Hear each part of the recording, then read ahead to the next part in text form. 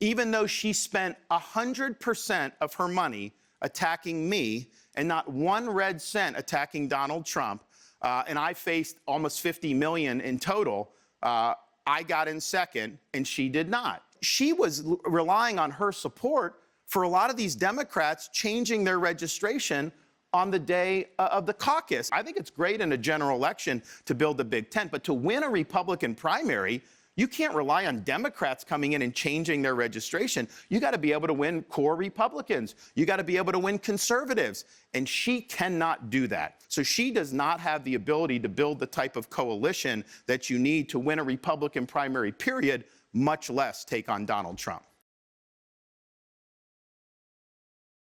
Doing the Martha's Vineyard, and by the way, they said they were a sanctuary jurisdiction. They said all people are welcome, whether they're legal or not. These border towns in Texas are getting thousands and thousands. Martha's Vineyard couldn't even handle 50. I don't think it was cheap at all. I think it was designed by, partially, I just believe that if you're a sanctuary jurisdiction, you should be the ones to have to shoulder the burden. We're not a sanctuary state in Florida. We ban sanctuary cities in Florida. I think that's what we, as president, I'm not going to allow sanctuary states or sanctuary cities in this country. They're violating the law.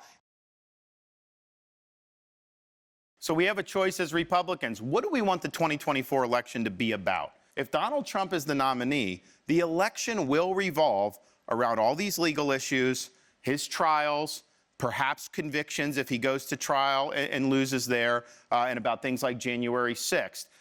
We're going to lose if that's the decision that voters are making based on that. We don't want it to be a referendum on those issues. We want it to be a referendum on the country going in the wrong direction, and a candidate like me being a president that can reverse the decline. Governor, I want to ask you something that Nikki Haley said earlier this morning. She was asked in an interview if the Republican Party was a racist party. And her response was, and I'm quoting her now, "We are not a racist country. We have never been a racist country." Do you agree that the U.S. has never been a racist country?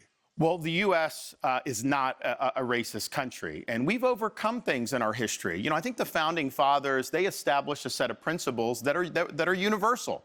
Now, they may not have been universally applied at the time, but I think they understood what they were doing. Do you agree with Nikki Haley that the U.S. has never been a racist country? Well, what I said was we've had challenges with how race was viewed. And so, for example, those were universal principles in the Declaration of Independence. And you had a decision in the 1850s, the Dred Scott case. Said Dred Scott, because he was black, wasn't an American citizen. That was wrong. That was discriminating on the basis of race. That's why you ended up having the 14th Amendment ratified to overturn Dred Scott. So, yes, we've had challenges with how we've dealt with race as a society,